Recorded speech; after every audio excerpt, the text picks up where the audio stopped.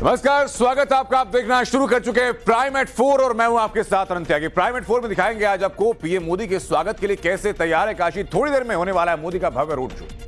दिल्ली के सीएम अरविंद केजरीवाल के घर पर स्वाति मालीवाल को किसने थप्पड़ मारा, कहां तक गूंज सुनाई दी, ये बताएंगे आपको। देश में चौथे दौर का मतदान जारी है, लेकिन हैदराबाद में माधवी लता ने बुरके के अंदर क्या देखा कि हंगामा खड़ा हो गया, ये बताऊंगा आपको। साथ ही बताऊंगा कि पीओके में क्या कोई बड़ा होने वाला है, क्योंकि संकेत बहुत बड़ा है। क्या है पूरी खबर, पूरी डिटेल के साथ प्राइम एट 4 में आपको हर एक खबर दिखाएंगे। लेकिन सबसे पहले बड़ी खबर, अब से थोड़ी देर में वाराणसी में प्रधानमंत्री नरेंद्र मोदी का रोड शो शुरू होगा। शाम 5 बजे का वक्त तय किया गया। शाम 5 बजे पीएम मोदी का रोड शो शुरू होगा और ये रोड शो 5 किलोमीटर तक का लंबा होने वाला है। कल प्रधानमंत्री नरेंद्र मोदी अपना नामांकन करेंगे, उससे पहले ये रोड शो पीएम का वाराणसी में विविधताएं आपको दिखेंगी। संपूर्ण भारत की विविधताओं की झलक आपको दिखेगी। आज पीएम मोदी के इस रोड शो को लेकर के extensive coverage times of Bharat आपको दिखा रहा है। ये 5 तस्वीरें जरा आप देखिए। वाराणसी में रोड शो को लेकर के 10 लाख लोगों से ज्यादा की भीड़ का अनुमान है।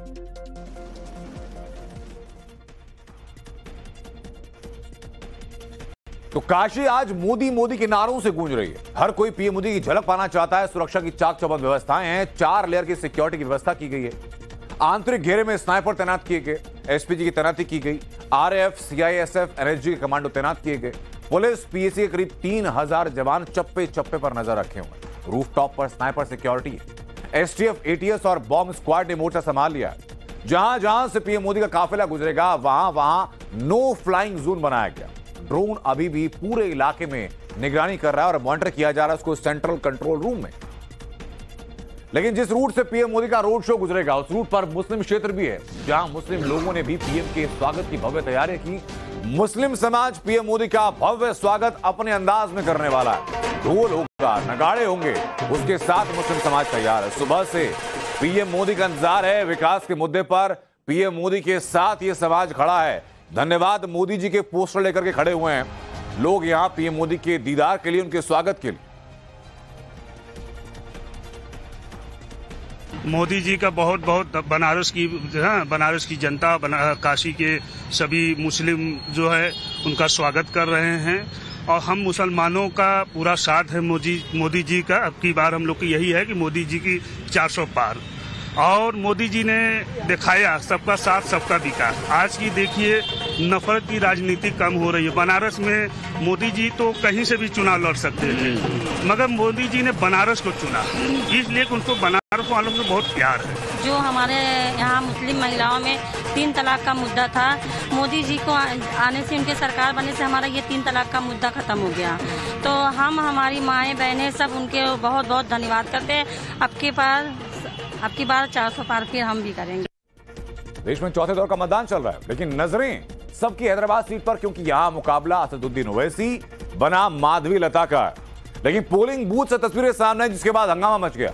पोलिंग बूथ का जादर नहीं पहुंची माधवी लता। पोलिंग अधिकारियों से पहचान को लेकर जवाब मांगा।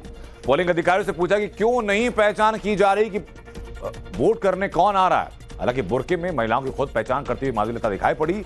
कई पोलिंग बूथ पर महिला वोटर्स की पहचान खुद की, साथ ही अपने पोलिंग एजेंट और पोलिंग अधिकारियों को भी महिलाओं की पहचान को लेकर निर्देश दिए। भैया, मैं कैंडिडेट हूं और as per law candidate has a right to check the identity card with the face, without the face mask. I am not a male, I am a female, and with lot of humbleness I only requested them, can I please see and verify with the ID card. And if somebody wants to make a big issue out of it, that means that he's scared of. तो बिहार के बेगूसराय से BJP उम्मीदवार गिरिराज सिंह ने बुरके की आड़ में गड़बड़ी की आशंका जताई है। उन्होंने कहा कि पोलिंग एजेंट को अगर पहचान में परेशानी होती है तो बुरका हटा करके मुस्लिम महिलाओं को अपना चेहरा दिखाना चाहिए। इसे धार्मिक कट्टरता से नहीं जोड़ना चाहिए, बल्कि वोटिंग के दौरान ट्रांसपेरेंसी, पारदर्शिता से जोड़ना चाहिए। और चुनाव आयोग के नियमों से कोई भी ऊपर नहीं है। बुरके में जो आए, अगर कोई पोलिंग एजेंट उसे पहचान में दिक्कत हो तो उन्हें चेहरा दिखाना चाहिए। उसे धार्मिक कट्टरता के साथ नहीं जोड़ी जानी चाहिए, क्योंकि ये चुनाव आयोग का भी निर्देशन है। आपत्ति लेकिन इस जो मुस्लिम समुदाय के लोग हैं वो इस पर दर्ज करा। क्यों आपत्ति करेंगे? ये चुनाव आयोग का नियम है कि आप चेहरे दिखाएं। क्या मुसलमान धर्म के आड़ में चुनाव आयोग को भी धत्ता दिखाएंगे? तो हैदराबाद के चुनावी दंगल में वोट के दम पर सियासी घमासान जारी है। तो असदुद्दीन ओवैसी और माधवीलता में वोट डालने के बाद वार पलटवार भी लगातार देखने को मिल रहा है। बीजेपी कैंडिडेट माधवीलता की वोटर्स से अपील की विकसित भारत के लिए वोट जरूरी है। वो कह रही है कि बेहतर प्रशासन, बच्चों के भविष्य के लिए वोट डालना होगा। वहीं AIMIM कैंडिडेट असदुद्दीन ओवैसी ने बीजेपी पर निशाना साधा और कहा कि 400 पार का मतलब संविधान में बदलाव है। बीजेपी के मंसूबों को लोग समझ चुके हैं। अग्निवीर योजना को लेकर भी असदुद्दीन ओवैसी ने निशाना साधा है। लेकिन माधवीलता का हैदराबाद के वोटर्स को संदेश दिया गया कि मेरे हिंदू वोटर्स अब की बार घर से बाहर निकलना पड़ेगा। ध्यान दीजिए, हिंदू वोटर्स को एड्रेस कर रही हैं। वो कह रही है कि हमको किसी भी हाल में लड़कर वोट डालना है। माधवीलता कह रही है कि नहीं तो 40 साल का जुल्म कभी खत्म नहीं होगा। ये कोई भी चाल करे, हमें कोई फर्क नहीं पड़ता। मेरे सारे हिंदुओं, ये बात जान लीजिए, अब की बार घर से निकलना ही पड़ेगा और हमको किसी भी हालत लड़के अपना वोट डालना ही पड़ेगा। नहीं तो 40 सालों का जो जुल्म अपने पर हो रहा है ये कभी खत्म नहीं होगा। ये कोई भी चाल करने दीजिए, इससे हमको कोई फर्क नहीं पड़ेगा। मैं सुबह से हर बूथ फिर रही हूँ, हर जगह आपको न्याय दिला कर ही रहूंगी। निकलिए, बाहर निकलिए, वोट डालिए, ये हमारा हक है। वोट डालना ही पड़ेगा। और सिर्फ अभी तक 9% ही बाहर निकले हुए लोग, और उसमें ज्यादा अपने लोग नहीं निकले हैं। निकलिए, बाहर निकलिए, न्याय दिलाइए खुद को और हमको भी और इस कॉन्स्टिट्यूएंसी को भी। हमको आपका इंतजार है, आपके इंतजार में हम हर बूथ पे फिर रहे हैं। कहीं भी कोई भी प्रॉब्लम है इमीडिएटली हमको बता दीजिए, हम वहां पे आ जाएंगे। लेकिन घर से निकलिए, जीत की झंडा लहराना ही पड़ेगा हमको। ये 400 पार का जो नारा मोदी ने दिया, भारत के दलित और जो संविधान से मोहब्बत करते हुए समझ गए कि ये 400 पार का मतलब ये है कि बाबा साहब अम्बेडकर का संविधान गया, आरक्षण गया, या बेसिक स्ट्रक्चर चला जाएगा, आर्टिकल 29-30 गायब। तो ये मैसेज जा चुका है। हैदराबाद में माधवीलता ने जीत का दावा किया। वो कहा कि हार चुके हैं वो, अब वो एग्जाम लिख रहे हैं। माधवीलता से टक्कर पर ओवैसी का पलटवार कि इस बार पहले से ज्यादा मार्जिन से हम जीतने वाले हैं।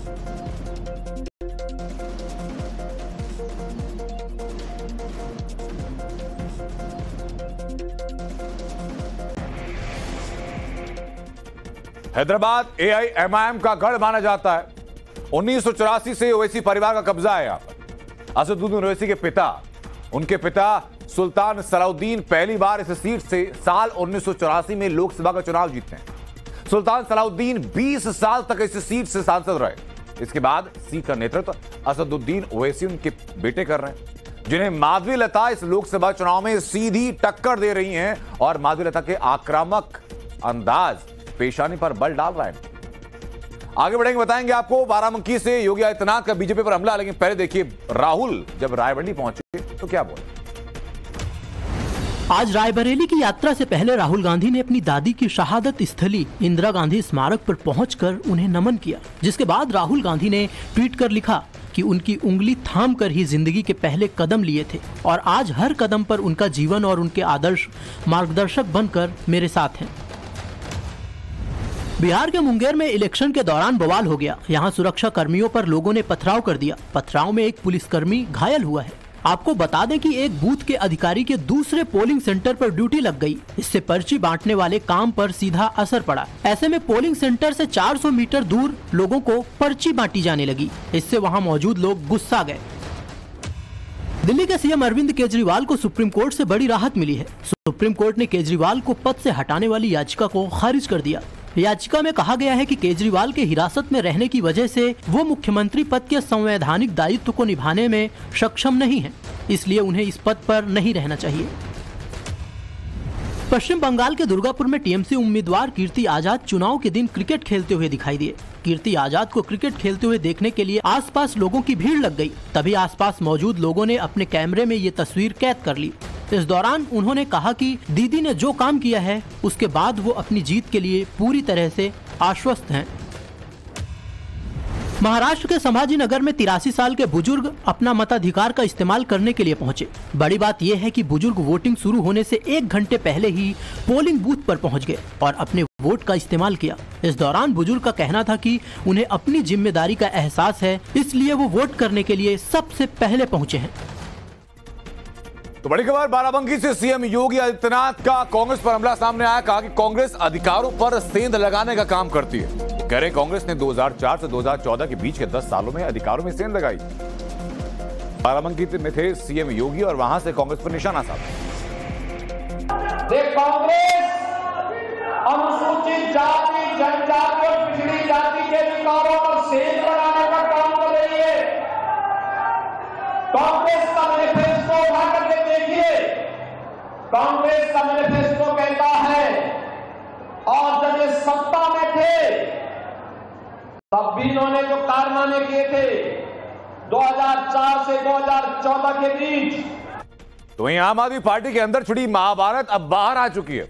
स्वाति मालीवाल के नंबर से पुलिस को शिकायत मिली कि सुबह 9:34 पर पुलिस स्टेशन सिविल लाइंस पे कॉल आई। केजरीवाल के पीए पर मालीवाल को पीटने का आरोप लगा। डीसीपी नॉर्थ मनोज मीणा का बयान सामने आया कि Maliwal police station civil lines भी आई थी।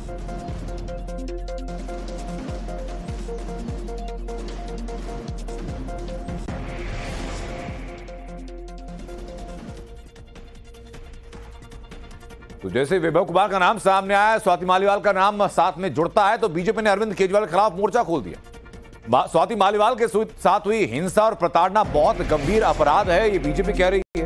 वो कह रही है बीजेपी की केजरीवाल को गिरफ्तार किया जाना चाहिए। हम सब बहनें स्वाति मालीवाल के साथ खड़ी हैं, ये दिल्ली भाजपा महिला मोर्चा की अध्यक्ष ऋचा पांडे मिश्रा कह रही हैं। वो कह रही हैं कि हम स्वाति मालीवाल को न्याय दिलाकर रहेंगे। दिल्ली पुलिस से हम रिक्वेस्ट करते हैं कि वो पता लगाएं कि सबसे पहले स्वाति मालीवाल कहाँ है, क्योंकि वो मिल नहीं रही है। और दूसरी बात कि मैं एलजी साहब से और सरकार से ये अनुरोध करती हूँ, दिल्ली पुलिस से ये अनुरोध करती हूँ कि तुरंत केजरीवाल जी को गिरफ्तार किया जाए और उन्हें जेल के अंदर ले जाया जाए। मुख्यमंत्री अरविंद केजरीवाल जी की मौजूदगी में उनके उकसाने पर उनके ओएसडी ने स्वाति मालीवाल जी पर हाथ उठाया है, उनके साथ दुर्व्यवहार करा है, अभद्र व्यवहार करा है। अगर ये सच है तो भाजपा इसकी कड़ी निंदा करती है। ये शर्मसार करने वाली बात है और इसमें जवाबदेही बनती है माननीय मुख्यमंत्री अरविंद केजरीवाल जी की कि अगर उन्हीं की पार्टी की एक महिला सांसद, एक महिला कार्यकर्ता उन्हीं की मौजूदगी में उन्हीं के घर पर सुरक्षित नहीं है, तो दिल्ली की बेटियां, दिल्ली की नारियां कैसे सुरक्षित हैं। और आपको याद होगा ये पहली बार नहीं है, इससे पहले भी माननीय मुख्यमंत्री अरविंद केजरीवाल जी की मौजूदगी में ही इसी तरह का फिजिकल असॉल्ट, इसी तरह का दुर्व्यवहार चीफ सेक्रेटरी साहब के साथ भी हुआ था। तो वहीं हमीरपुर से अनुराग ठाकुर ने अपना नामांकन दाखिल कर दिया। पिता के साथ नामांकन करने पहुंचे अनुराग ठाकुर 400 से ज्यादा सीटें जीतकर फिर से मोदी सरकार बनाएंगे, दावा किया उन्होंने। प्रतिभा सिंह पर बीजेपी ने पलटवार किया कि जनता मोदी को वोट नहीं देना चाहती। मैं आभारी हूं माननीय प्रधानमंत्री जी का, माननीय राष्ट्रीय अध्यक्ष जी का, पार्टी के शीर्ष नेतृत्व का, जिन्होंने 5वीं बार मुझ में विश्वास व्यक्त किया है। हमीरपुर संसदीय क्षेत्र से फिर एक बार भारतीय जनता पार्टी का उम्मीदवार के रूप में उतारा है। पहले भी 4 बार हिमाचल की जनता ने हमीरपुर से कीर्तिमान बनाया है और अब की बार भी भारतीय जनता पार्टी के कार्यकर्ताओं के परिश्रम और जनता के आशीर्वाद से जहां हमीरपुर संसदीय क्षेत्र को भी जीतेंगे, हिमाचल की चारों लोकसभा और हम देश में 400 सीटें जीतकर मोदी जी की सरकार बनाएंगे। हम सभी सीटों पर सुरक्षित है और हम दावा करते हैं कि हम अवश्य सभी जीतों पर विजय हासिल करेंगे। मुझे काफी नजर आ रहा है लोगों के आव भाव से भी, और जनता अब जिस तरीके से मोदी सरकार से रुष्ट है, मोदी को वोट नहीं देना चाहती, तो इसी संदर्भ में मुझे लगता है कि हम अवश्य अपने इस मिशन में सफल होंगे। तो हिमाचल प्रदेश की मंडी लोकसभा से बीजेपी प्रत्याशी और बॉलीवुड एक्ट्रेस कंगना रनौत ने कुल्लू में प्रचार के दौरान कांग्रेस पर हमला बोला। वो कह रहे हैं कि भारत को हिंदू राष्ट्र बनाने को लेकर भी उन्होंने बड़ा बयान दिया। सुनिए जरा कि क्या कह रही है। हमारे पूर्वजों ने मुगलों की गुलामी देखी, उसके बाद अंग्रेजों की गुलामी देखी और फिर कांग्रेस का ये कुशासन देखा। लेकिन 2014 में हमें सही मायने में जो है वो आजादी मिली है, हमें स्वतंत्रता मिली है, सोचने की स्वतंत्रता, सनातन की स्वतंत्रता, अपना धर्म बनाने की स्वतंत्रता, इस देश को हिंदू राष्ट्र बनाने की स्वतंत्रता। जब सन 1947 में आपने धर्म के आधार पर जो इस्लामिक रिपब्लिक बना ही दिया था पाकिस्तान को, तो फिर इसको हिंदू राष्ट्र क्यों नहीं बनाया? इसको हम हिंदू राष्ट्र बनाएंगे। बिहार के हाजीपुर से प्रधानमंत्री नरेंद्र मोदी का आरजेडी पर हमला सामने आया। तो कह रहे हैं कि आरजेडी राज्य में सिर्फ अपहरण और उद्योग फिरौती थी। आरजेडी कांग्रेस ने बिहार को सिर्फ पलायन दिया। हमने कहा कि बीजेपी का संकल्प विकसित बिहार विकसित भारत। आरजेडी के राज में यहां सिर्फ अपहरण और फिरौती उद्योग ही फला फूला। हाजीपुर ने तो देखा है कैसे यहां के उद्योग धंधे सब चौपट हो गए।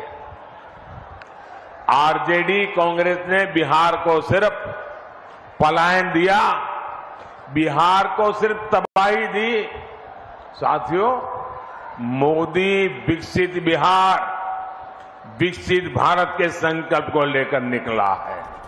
तो वहीं पीएम के हमले के बाद आरजेडी ने पलटवार भी कर दिया बीजेपी पर। कह रही है कि बीजेपी बिहार में हार रही है। मनोज झा कह रहे हैं, वो कह रहे हैं कि 10 साल अगर काम किया होता तो ऐसे रोड शो की जरूरत नहीं होती। मीसा भारती कह रही है, यानी कि एक आरोप के ऊपर अलग अलग जगहों से जवाब आ रहा है। 400 पार तो बोलते बोलते अब चुप हो गए। उतनी भीड़ ना, अक्सर लोग कहते हैं हल्के में, बिहार में जेसीबी खुदाई देखने के लिए लोग आ जाते हैं, जितनी प्रधानमंत्री जी की सभा में भीड़ की चर्चा हो रही है। मैं समझता हूं कि अगर प्रधानमंत्री जी को बिहार की सड़कों पर आना पड़ा, पटना की सड़क पे सबसे तथाकथित सेफ सीट पे, तो ये अपने आप में सबसे बड़ा ओपिनियन पोल है। पीएम आप हार रहे हैं। 10 वर्षों से इस देश पे प्रधानमंत्री जी राज कर रहे हैं। देश की जनता ने उनको 2 बार मौका दिया है। तो अगर उन्होंने जो काम किया होता, डेवलपमेंट किया होता, तो आज उनको कल रोड शो करने की आवश्यकता नहीं पड़ती। वो ये शो करते कि हमने कौन कौन से काम किए, वो जनता को गिनवाते। लेकिन सिर्फ आके हाथ हिला करके और मीडिया में एक न्यूज बना करके चले जाने से ना तो देश का फायदा है और ना ही बिहार का फायदा है, और ना ही उससे कोई रोजगार मिलने वाला है, ना ही उससे बिहार को कोई स्पेशल पैकेज मिलने वाला है, ना ही उससे विशेष राज्य का दर्जा मिलने वाला है, ना ही उससे किसानों की आय दुगनी होने वाली है। ये एक तरह से कहा जाए कि इस रोड शो से जो बिहार की जनता है उसको परेशानी ही हुई है। तो पटना से तस्वीरें सामने, जहां मंच पर तेज प्रताप यादव को गुस्सा आया। गुस्से में तेज प्रताप ने समर्थकों से धक्कामुक्की की। आरजेडी कार्यकर्ता को धक्का देने का वीडियो वायरल हुआ है। पाटलिपुत्र लोकसभा क्षेत्र से महागठबंधन की उम्मीदवार मीसा भारती के नामांकन के बाद वहां एक सभा आयोजित की गई। इसी बीच अचानक तेज प्रताप यादव और राजद समर्थकों के बीच धक्का मुक्की हुई। तेज प्रताप ने समर्थक को धक्का दिया और ये वीडियो जरा देखिए जो बहुत तेजी से वायरल है।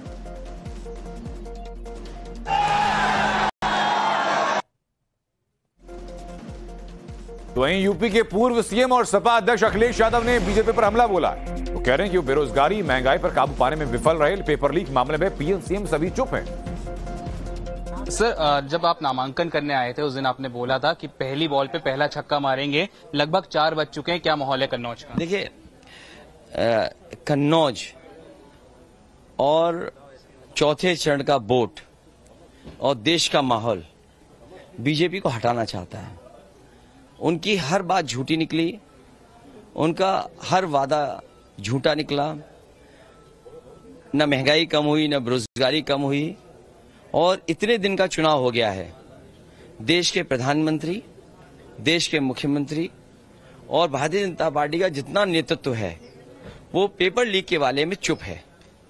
जिस प्रदेश में सबसे ज्यादा पेपर लीक हुए हों, 60 लाख बच्चों का भविष्य अंधकार में डाला हो, 60 लाख का मतलब हुआ और उनके माँ बाप को जोड़ दें तो 60 लाख गुणा 3, 1 करोड़ 80 लाख नाराज हैं इनसे।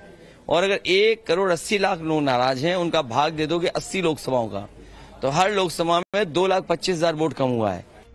वहीं पुष्कर सिंह धामी ने मुंबई में क्रिकेट खेला है। जुहू बीच पर पहुंचे थे सीएम धामी, वहां बच्चे मौजूद थे तो उनके साथ क्रिकेट खेला है। तस्वीरें जरा देखिए। समंदर किनारे घूमने आए लोगों से भी वोट करने की अपील की।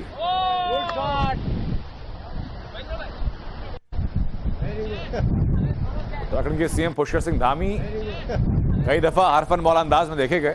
यहाँ जुहू बीच पर पहुंचे बच्चे क्रिकेट खेलते हुए दिखे तो उनके साथ क्रिकेट खेला और इसके बाद ये वीडियो वायरल।